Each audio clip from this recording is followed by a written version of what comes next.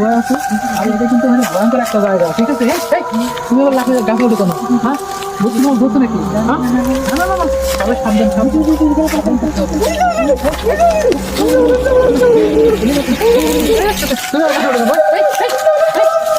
ভূত ধরছে, ভূত ধরছে। ভয়ঙ্কর জায়গা, সাবধানে সাবধানে, সবাই সাবধানে।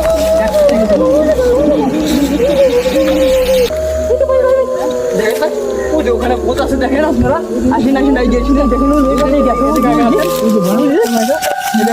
এখানে থাকে, দেখতে পাচ্ছেন? আসলে এখানে কিন্তু আসলে আমরা সাবধানে যাবো, ঠিক আছে? বুঝে সামনে সামনে সামনে।